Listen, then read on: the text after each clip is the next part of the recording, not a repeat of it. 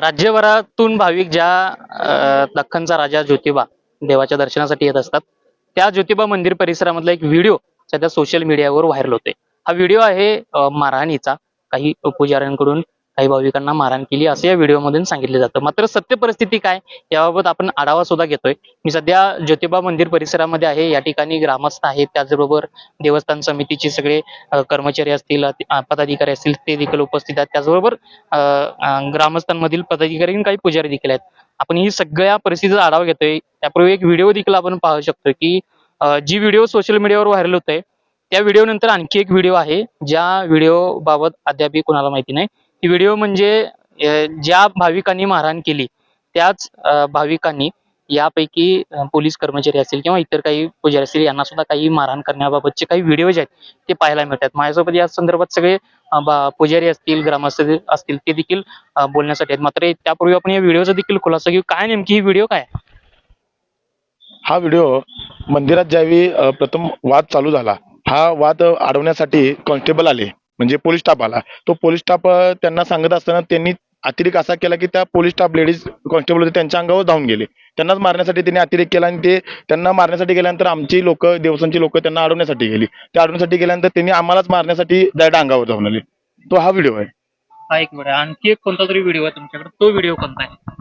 तर त्या व्हिडिओमध्ये नेमकं काय आहे? ज्यावेळी प्रथम वादाला तिथं ज्यावेळी आपली देवाची दुपारती निघते त्यावेळी तिथे जे मानकरी असतात ढोली म्हणून त्यांच्यासोबत त्यांनी उज्जत घातली, त्यांची टोपी उडवली, त्यांच्या अंगावर गुलाल मारला, त्यांना बराचसा त्रास देण्याचा प्रयत्न केला. त्यावेळी आमची लोक त्यांना सांगितले की बाबा हे चुकीचं आहे, योग्य नाही, तुम्ही करू नका.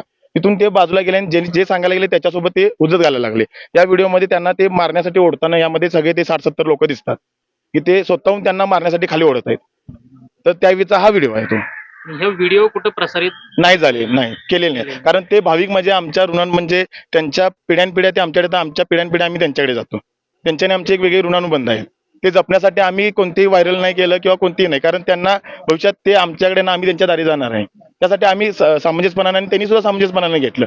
पण जो सोशल मीडियावर जो व्हायरल झाला, जो व्हिडिओ व्हायरल झाला, तो झाल्यानंतर जे चुकीची माहिती जी समाजाविषयी जी पसरली त्यासाठी आता ते व्हिडिओ फक्त दाखवण्याची हे आले, नाहीतर तसं काहीही हे नाही. नक्कीच. काल किती वाजता घडलं काय म्हणजे कितीचं मॉब होता, किती लोक होती काय? काल रविवार असल्यामुळं हजारो लोक मंदिरात होते. हा साधारण 9च्या दरम्यान ह्यांचा कार्यक्रम चालू झाला होता शासन काठेवाल्यांचा. 150-200 लोक ही मंदिराभोवती फेऱ्या मारत होती. किमान 2-3 फेऱ्या पूर्ण झालत्या आणि चौथ्या फेरीला हा प्रकार घडला. आणि काळभैरव समोर आल्यानंतर तिथं त्यांनी खोबऱ्याच्या वाट्या पुजाऱ्यांना फेकून मारल्या. त्यावेळी पुजारी लोक चिडलीत आणि पुजारी लोकांच्यात आणि त्या भाविकांच्यात वाद झाला आणि त्यावेळी ही घटना घडली. तेवढं प्रथम आम्हीच होतो. ते आम्ही पुजारी लोकांना आणि त्यांचे सरपंच जे होते परिते गावचे त्यांना आम्ही एकत्र बसून आम्ही ते वाद मिटवला आणि शासन काठेवाल्यांना सांगितलं तुम्ही पुढे जावा. सरपंच स्वतः थांबले आणि सरपंच पाठोपाठ त्या शासन काठेवाल्याच्या निघाले. परंतु फेरी मारून परत त्याच ठिकाणी ती लोक 100-150 माप तिथंच आला आणि तिथं आणि दंगा करायला लागलेत. मग ते दंगा म्हणजे त्यांचा चितवीचा प्रकार हा दिसून आला. काही लोक त्यातले ठराविक लोक मद्यपान केलेले अजून आम्हाला आलेले दिसायलेले. मग हे सरपंच आम्ही परत कानावर घातलं. सरपंचांनी ठीक आहे आम्ही मिटवतो म्हणले. परत देवस्थान ऑफिसमध्ये आलो. तिथे देवस्थान ऑफिसमध्ये मिटवा आल्यानंतर त्यांनी देवस्थान ऑफिसच्या खुर्च्या फेकून दिल्या, टेबल फेकून दिलेत आणि मारहाण केली जोरात. तिथं मारहाण झाली. मग हे सगळं पुजारी लोकांना सहन झालं नाही. सगळा माप एकत्र होऊन मग हा पुढला प्रकार घडला.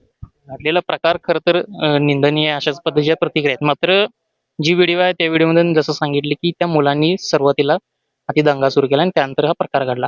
गावाकडून आता नेमकं काय खुलासा करण्यात येतोय आणि गाव बंद देखील करण्याचा निर्णय जो आहे तो घेतलेला होता, काय नेमकं परिस्थिती? ही वस्तुस्थिती पाहता सोशल मीडियावर एक व्हिडिओ व्हायरल झाला आणि त्या व्हिडिओमध्ये जे पुजाऱ्यांची बदनामी आम्हाला दिसली त्याच्या अनुषंगानं गावातल्या सगळ्याच पुजारी वर्गानं एक निवेदन घेतलं की आपण आज गाव बंद करूया. कारण आत्ताच्या इतिहासात असं कधी घडलं नाही. ती गोष्ट घडली की असं पुजाऱ्यांनी कधी कुठल्या भाविकाला अरे म्हणलं नाही. ही मारामारी झाली कशी? तर ह्याचा सगळा सर्वे बघितलं साहेब, बघितलं तर हे सगळे व्हिडिओ बघितलं आम्ही नंतर. जे पुजारी आता आमचे हे मंदिरातच होते तर त्यावेळेला त्यांचं जे कृत्य होतं ते निंदनीय होतं आणि ते होऊ नये अशी आमची अपेक्षा होती. चांगलं समजून सांगण्या इतपत देवस्थान असेल, पुजारी वर्ग असेल, सगळ्यांनी ते विनंती केली होती. पण काही लोक, सगळीच लोक आम्ही म्हणणार नाही, त्यातली काही लोक यांच्याकडनं ऐकलं की त्यात माननीय PI सुद्धा आमच्या स्थानिकचे होते. त्यांनी बघितले की ते तिने ड्रिंक वगैरे घेतले असं यांच्याकडून सांगण्यात त्याची पाहणी पण त्यांनी केलेली आहे.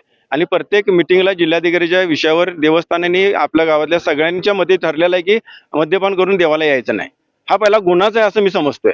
त्यानंतर सुद्धा आम्ही एक भाविक म्हणून आणि आमचं आणि भाविकाचं असणारं ऋणानुबंध हे नेहमी जपासणारी माणसं आम्ही. हे कृत्य घडलंच कसं हे मला आश्चर्याचा धक्का बसलेला आहे. आणि हा धक्का बसल्यानंतर आमचं आजही मत आहे की भाविकांचं आणि आमचं ऋणानुबंध कायम राहिलं पाहिजे आणि ते नेहमीच राहावं.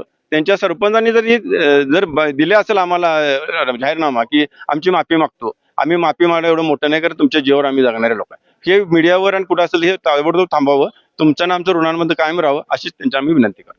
ह्यापूर्वी कधी अशी भांडणं काय झालेली याच व्यक्तींकडनं वगैरे काय अशा काय झालेलं काय? आजपर्यंतच्या इतिहासात कधीच असं घडलेलं नाही. हे पहिल्यांदा घडलं. पहिल्यांदा घडत असताना म्हणजे आमचं आणि भक्तांचं जे नातं आहे त्या नात्याला कुठेतरी गालबोट लागलं की आजपर्यंतच्या इतिहासात कधीच घडलेलं नाही. कधीच नाही. ही जी आलेली परिते गावची हा. या लोकांनी यापूर्वी कधी दंगा केलेला नाही कधीच केलेलं नाही. ह्या वेळेला फक्त ते बी जे घडलं ते 8-10 लोकांच्यामुळे घडलेलं आहे. ते काय सगळ्या गावाच्या यानं घडलेलं नाही. 8-10 लोकांमुळे घडलेलं आहे. 8-10 लोकांच्या चुकीमुळे खरं तर हा पूर्ण प्रकार समोर येतोय. तुमचं नेमकं आव्हान काय असणार आहे आता येणाऱ्या काळामध्ये? भाविक असतील किंवा अशा पद्धतीच्या लोकांसाठी अशा पद्धतीच्या लोकांना आमचं गुरव समाजामार्फत आणि आमच्या गावामार्फत सर्वांना एकच आव्हान असेल की येणारा भाविक हा भक्तिमय वातावरणात यावा, चांगल्या पद्धतीने ज्योतिबाची मनोभावी सेवा करावी, श्रद्धेने यावा. पण असं मध्यंतरी अवस्थेत येऊन कुठल्या भाविकाला किंवा ग्रामस्थांना कोणाला त्रास होईल असं कुठलंही कृत्य त्यांनी करू नये. जी घटना घडली ती सासनकाठी प्रदक्षिणेदरम्यानच घडली, बरोबर आहे? ते नेमके नियम काय आहेत, ते भक्तांनी काय नेमके पाळले जातात? सासनकाठीचा उत्सव जो आहे त्यांनी मंदिर आवारामध्ये प्रदर्शन काढून जो काही त्यांना आनंद लुटायचा आहे तो लुटून परत एकच प्रदर्शन काढावी जेणेकरून भाविकांना त्रास नसावा. त्यांनी सकाळी 8 वाजता आलेत आणि 1:15-1 पर्यंत जर दंगा करत असत, अनेक भाविक लोक आहेत त्यांच्यामध्ये काय झालं, गुलाल फेकणे, अंगावर लोकांना टॉर्चर करणे हे त्यांनी करू नये. कुणी जे काय आपण आलोय अगदी देवाच्या आनंद उत्सव जसा साजरा करतोय आपण तन मन धन तसा प्रकारे तुम्ही करा आणि सासनकाठीच्या जे हे आहेत त्याचं पवित्र राखा. नक्कीच सगळ्या गावकर असतील, पुजारी असतील यांच्याकडून आपण माहिती जी आहे ती घेतली. खरं तर सासनकाठी प्रदर्शने घडलेला सगळा प्रकार होता. परितेगाव मधले जे भाविक आलेले असते त्यापैकी काही भाविकांनी केला असावा असा एक अंदाज जो आहे तो वर्तन येतो. मात्र सोशल मीडियावर जी व्हायरल होते व्हिडिओ, त्या व्हिडिओ व्यतिरिक्त सुद्धा काही व्हिडिओ आहेत ज्याच्यामध्ये याच व्यक्तींनी ज्या भाविक म्हणून ज्यांना मारहाण झाली त्या व्यक्तीने या सकाळपासून काही जणांना त्रास देण्याचा प्रयत्न जो आहे तो केला गेलेला होता. अशा पद्धतीचा एक माहिती जी आहे या ग्रामस्थांकडून देण्यात येते. खरं तर भाविकांनी असेल, भक्तांनी असेल याची काळजी जी आहे ती घ्यावी. शासनकाठीचे नियम आहेत. संपूर्ण मंदिर परिसरामध्ये आनंदाचं वातावरण होतं, चैतन्याचं वातावरण असतं. मात्र अशा पद्धतीच्या घटनेमुळे कुठेतरी गालबोट लागू नये याची खबरदारी जी आहे ती सगळ्या भाविकांनी घेणं गरजेचं आहे. विशाल पुजारी, NDTV मराठी, वाडी रत्नागिरी, कोल्हापूर.